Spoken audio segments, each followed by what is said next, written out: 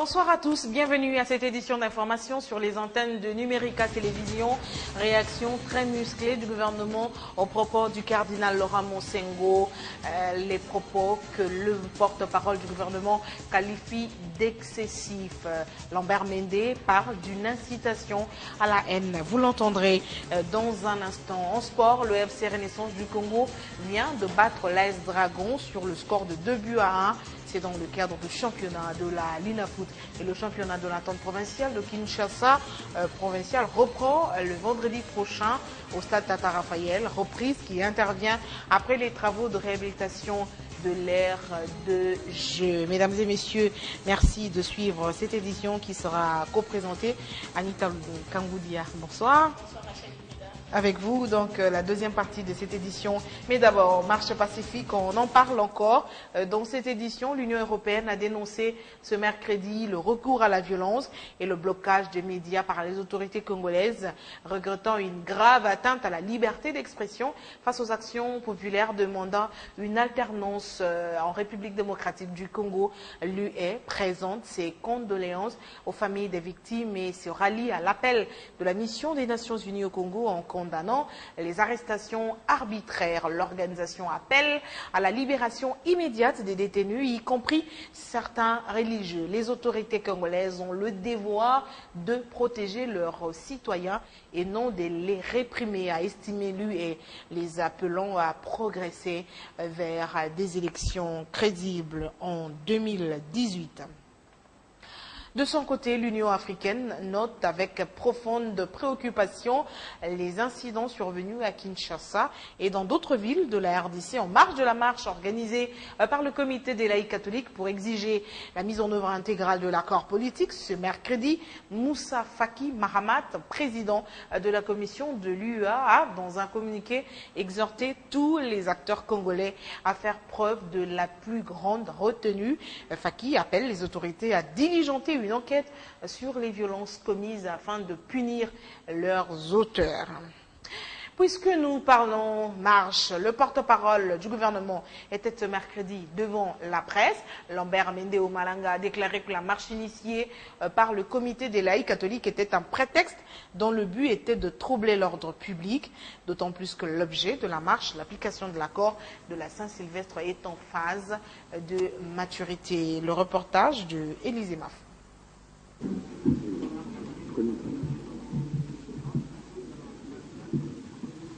Si nous voulons la paix, la meilleure façon est celle de pacifier les esprits et non inciter le peuple congolais à la haine, à la confrontation des uns des autres. Propos du porte-parole du gouvernement Lambert Mende. Il ne suffit pas de dire « je veux manifester » pour pouvoir manifester. Il faut dire « je veux manifester », il faut en informer l'autorité, il faut coordonner avec elle parce qu'elle, elle a le droit de garantir votre droit de manifester et de garantir le droit de ceux qui ne manifestent pas, à ne pas être malmenés par vous. Lambert Mende qualifie de très bas, voire d'infantilisme, les propos de Félix Tshisekedi, qu'il décide que le président Joseph Kabila doit quitter le pouvoir par tous les moyens possibles et non par les élections. Est-ce que c'est Félix Tshisekedi qui a fait de Joseph Kabila le président de la République démocratique du Congo? Est-ce que c'est lui qui a pris un décret pour dire « moi, Félix Tshisekedi, je décide que Joseph Kabila est président de la République démocratique du Congo ». À ce moment-là, oui, au moment où il dit « moi, Félix Tshisekedi, je décide que Kabila n'est plus président », eh bien, Kabila ne sera plus président. Mais c'est le peuple congolais qui a élu Joseph Kabila, conformément à la Constitution de la République. Et la Constitution dit, à la fin de son mandat, le président de la République en exercice reste en fonction jusqu'à l'installation du président de la République élu. Et on n'a pas de président de la République élu, et un individu sort et dit « moi je dis que le président n'est plus président ».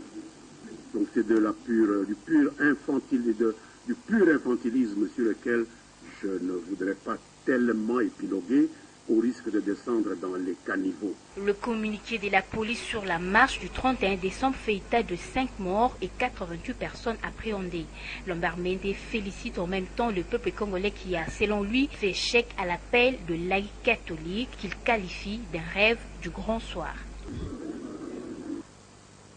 Il est temps que la vérité l'emporte sur le mensonge systémique et que les médiocres dégagent.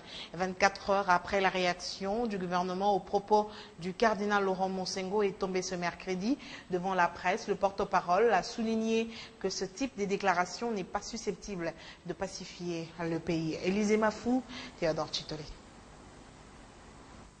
Le gouvernement congolais voit dans la déclaration du cardinal Monsengo de la pire violence verbale gratuite qui alimente un climat de peur et de haine. Lombard-Mende rappelle à l'Église catholique à rester au milieu du village et prêcher la paix et unifier le peuple. C'est une déclaration politique d'une rare violence.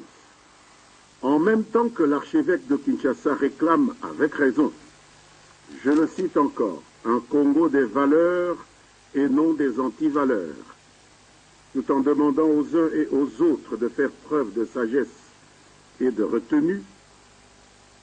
Fin de citation.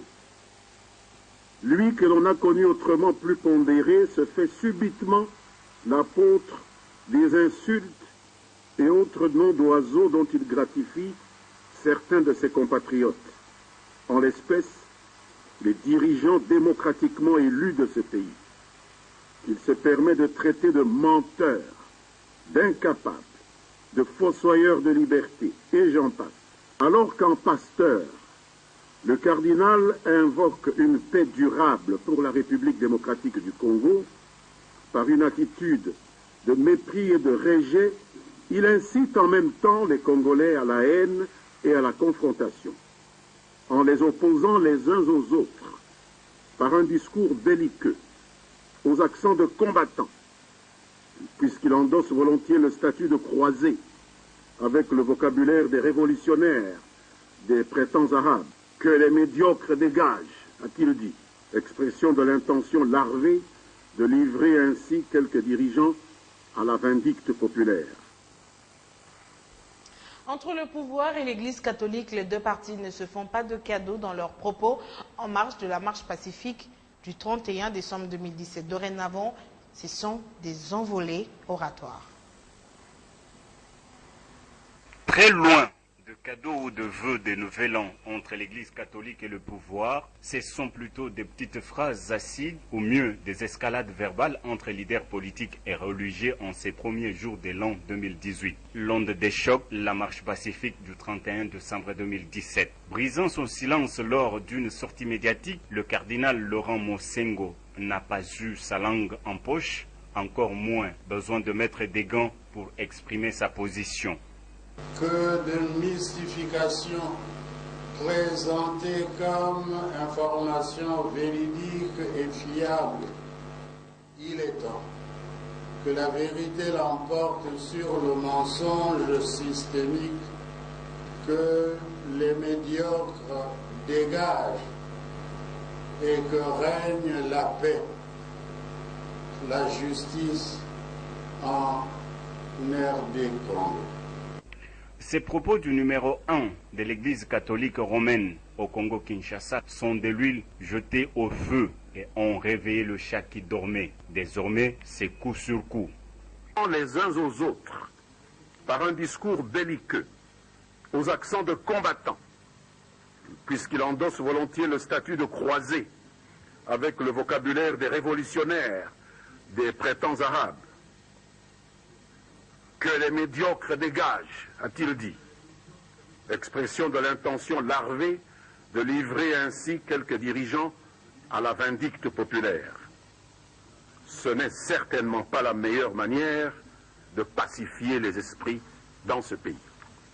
De son côté, Aubin Minakou, président de la Chambre basse, mais aussi secrétaire général de la majorité présidentielle, n'a pas manqué l'occasion lui offerte par la rentrée parlementaire pour user d'un peu de métaphores. Nos divergences politiques, si profondes soient-elles, ne doivent pas nous empêcher de nous retrouver sur l'essentiel et de défendre ensemble certains fondamentaux. Le 31 décembre aura bien marqué les esprits des Congolais en ces débuts de l'année nouvelle. À l'Association congolaise d'accès à la justice, on déplore les morts enregistrés le 31 décembre 2017. La ministre des Droits humains a reçu hier, mardi, les ONG de défense des droits de l'homme en République démocratique du Congo à Marie-Ange Mouchobekwa, et il lui a été proposé la mise sur pied d'une commission d'enquête. Maître Georges Kapiamba, président de la CAJ, qui nous a accordé une interview, dit que le président de la République doit donner des signaux forts pour finalement remettre les choses en ordre et punir les coupables. Suivez ce reportage. Encore des Congolais tués lors de la marche du 31 décembre 2017. À l'Association congolaise pour l'accès à la justice, on s'indigne. Globalement, nous avons constaté que le 31 décembre 2017 a été une journée noire pour la République démocratique du Congo. Nous avons assisté à des crimes horribles, des crimes graves qui sont de la compétence de la justice pénale internationale. Le sujet était évoqué le 2 janvier dernier lors de la rencontre entre les associations des défenses des droits de l'homme et la ministre des Droits humains. Donc ce sont des crimes graves pour lesquels nous avons dit à la ministre des Droits humains que nous demandons urgemment au gouvernement d'accepter le principe de la mise sur pied d'une commission d'enquête nationale. Au président de la République d'actionner la justice, dit Maître Georges Kapiamba. Le président de la République doit, en tant que garant de la nation, parce que c'est lui qui est là en attendant l'élection de son successeur, doit faire actionner la justice. Les auteurs de ces faits doivent être identifiés et sanctionnés. Pour réactiver le processus électoral, le président de la CAJ parle de la mise en application de mesures de décrispation. Il faut que le président Joseph Kabila commence par des signaux forts, de faire libérer les prisonniers politiques et d'opinion. Il y a des mesures de décrispation. Tous les opposants qui sont aujourd'hui contraints à vivre en exil, par peur, par crainte de se faire arrêter une fois arrivés sur le territoire de la RDC, doivent recevoir des garanties de revenir. On ne peut pas construire une nation sur base des mensonges, a conclu Maître Georges Kapiamba. Entre-temps, gouvernement et organisateurs de la marche se rejettent la responsabilité.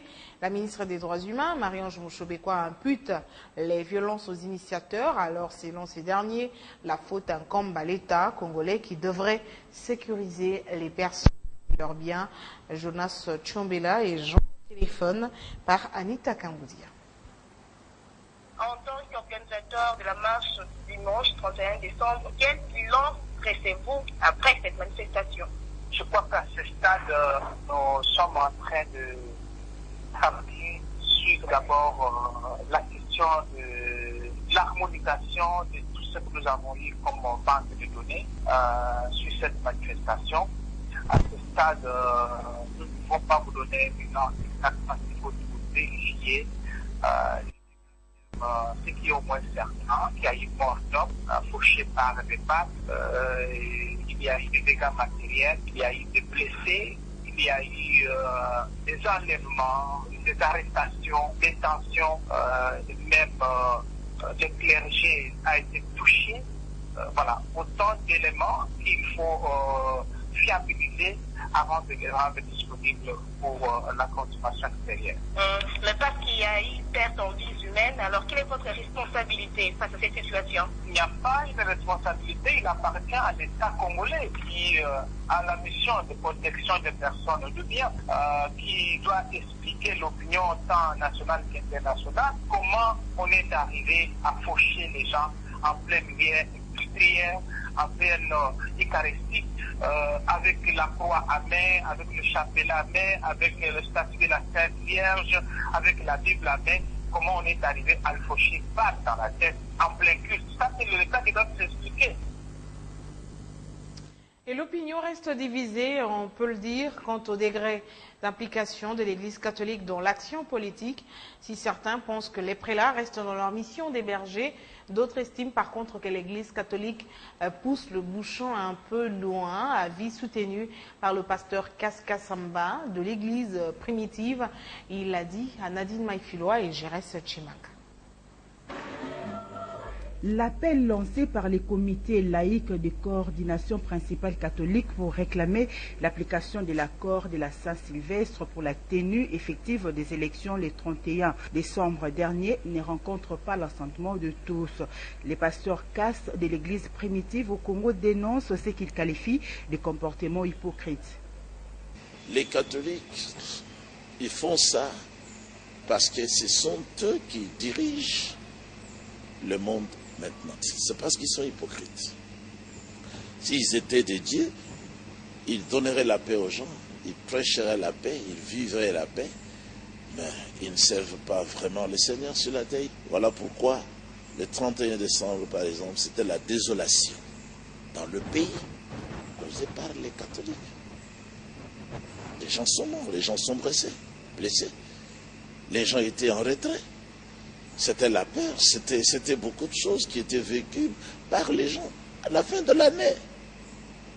Et comment est-ce que les gens ont fêté ce qu'ils appellent la bonne année? Dans le retrait, dans la peur, dans des questions. À la question de savoir pourquoi les églises dites des réveils ne s'impliquent pas dans les affaires de l'État, sa réponse reste relative. Mais un véritable chrétien, il a une promesse qui ne ment pas. Il sait qu'il régnera sur la terre avec le Seigneur, dans un royaume éternel de joie et de paix. Est-ce que sur la terre ici, on peut avoir un gouvernement qui va donner la paix?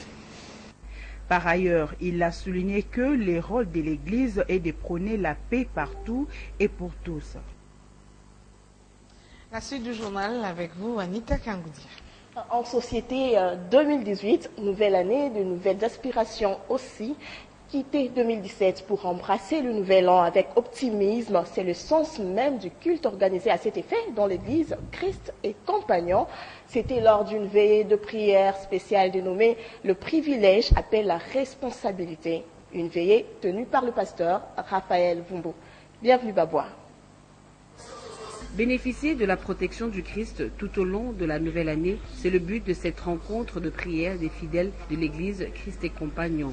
Pour le pasteur titulaire de l'église Crisco, Raphaël Voubou, son souhait est que le peuple de Dieu acquiert plus de responsabilités, d'où le thème de l'année 2018, le privilège appelle la responsabilité.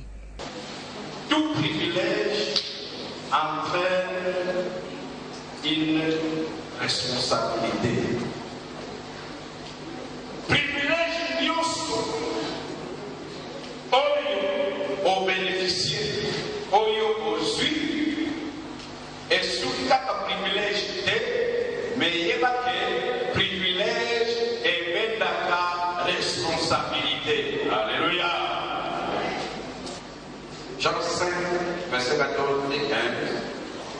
Et puis Jésus les trouva dans les temps et lui dit, voici, tu as été guéri, ne pêche plus, le Père, il est arrivé quelque chose de pire. C'est par des chants, la prière et louange que s'est clôturé ce culte spécial, le premier de l'année 2018. Des unités de réaction. C'était le 2 janvier, le 4e anniversaire de la mort du colonel Mamadou Ndala dans une embuscade près de l'aéroport de Mavivi, à quelques kilomètres de la ville de Beni, dans le Nord Kivu. 4 ans après sa mort, que restait-il de lui? Rappelle le fait dans ses commentaires signés GFT Soleni. Il s'appelait Mamadou Ndala. De son prénom, on peut vite imaginer sa religion. Jeune mais officier supérieur respecté dans les rangs des FRDC. Après le début de sa carrière militaire à Kisangani en province orientale en 1997, ce jeune universitaire fait ses preuves et gravit petit à petit les échelons de l'armée. C'est finalement en janvier 2011 que ces hauts officiers se voient confier les commandements du 32e bataillon de commando des unités de réaction rapide. Dans le Nord Kivu, où il dirige des opérations, le colonel Mamadou s'est fait rapidement adopter et aimer par la population qui voit en lui un vrai patriote, déterminé à défendre la cause de la patrie face aux différents groupes rebelles qui pullulent dans cette partie du pays. Le colonel Mamadou Ndala devient ainsi, pour les populations de l'Est du pays, la réincarnation du général Mbunza Mabé, un autre héros de guerre qui a brillé par ses hauts faits dans cette partie du pays. Un peuple sans histoire est un peuple mort, dit-on. L'histoire retiendra donc que les éléments M23 délogés de leur base par la super offensive FARDC MONUSCO étaient faits grâce notamment à la détermination du colonel Mamadou Ndala. Le colonel Mamadou Ndala, héros déjà de son vivant, le restera même après l'attaque de son cortège le 2 janvier 2014, alors qu'il était envoyé à Béni pour arriver aux exploits militaires dont il commençait à se faire expert. C'est ensemble avec 3 de ses gardes du corps que Mamadou Ndala tombe sur les champs de bataille. Mamadou Ndala restera à jamais gravé dans la mémoire du peuple congolais. On va changer de chapitre, on va parler sport. CHAN 2018, Jean-Jacques Ndala, le seul arbitre congolais retenu par la Confédération africaine de football pour officier une rencontre du championnat d'Afrique des Nations dont la phase finale est prévue au Maroc du 13 janvier au 4 février 2018. Les arbitres sélectionnés sont issus de 27 pays du continent. Le Congolais Ndala œuvre au sein de la Ligue de football du Katanga et est parmi les 16 arbitres centraux retenus. Sport toujours, poursuite du championnat de la Lina Foot, le FC Renaissance du Congo bat l'AS Dragon, score de la partie de buts à 1 en faveur du club orange qui s'est difficilement débarrassé des monstres après un score nul tenu jusqu'aux ultimes minutes. Nicolas Kazadi va libérer les siens sur penalty à la 90e minute. Junior Bompema.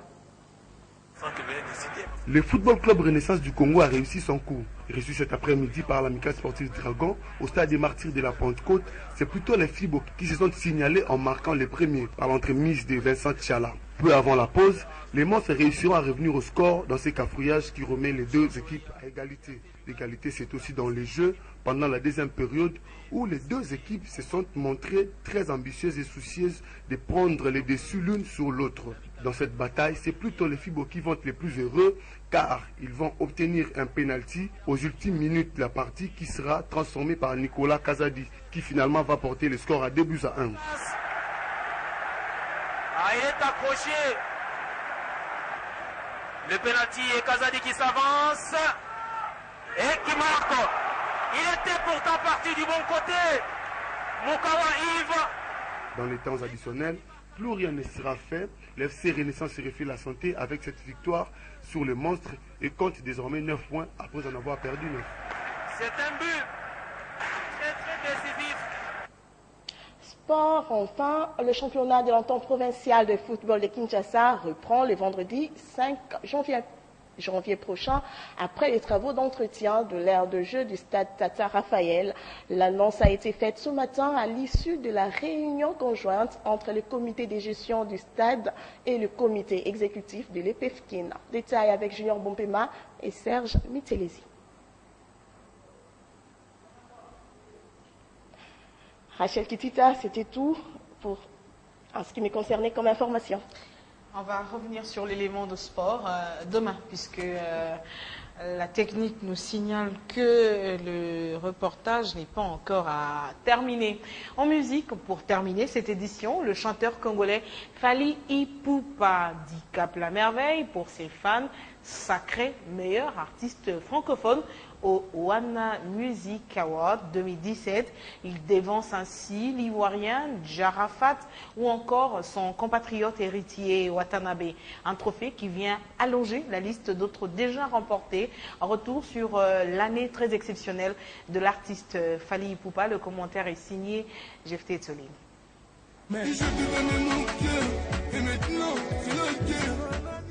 Sur la scène musicale francophone en Afrique en 2017, Fally Ipupa a fait parler de lui. Une grande année pour l'artiste, marquée par de nombreux trophées dont les derniers, celui de meilleur artiste francophone au palmarès. Fally Ipupa succède aux Ivoiriens Serge Beno et DJ Arafat, respectivement vainqueurs du prix en 2015 et 2016. Les deux Ivoiriens étaient aussi en course cette année, en compagnie du Malien Sidiki Diabaté et du Congolais Héritier Watanabe. Mais c'est finalement Fally Ipupa qui en sort vainqueur. Une victoire consécutive à une année 2017 incroyable pour les chanteurs congolais. En effet, tout commence le 7 avril 2017 avec la sortie du single Eloko Oyo, un succès incontournable.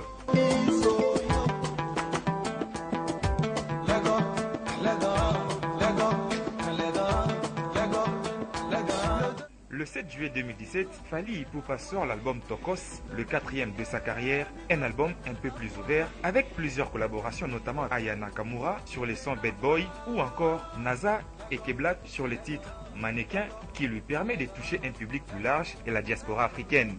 Le mardi 16 mai 2017, la chanson Kinam, en featuring avec les rappeurs français Booba, devient le premier single congolais à être certifié single d'or. Et le 16 novembre 2017, c'était au tour de la chanson Bad Boy d'être certifié single d'or. Et pour couronner le tout, Fally Ipupa en 2017 a également remporté 2 Afrima Awards aux États-Unis, celui du meilleur artiste francophone et de la meilleure vidéo de l'année. Eloko Oyo 2017 restera sans aucun doute dans les annales de la carrière de Fally Ipupa.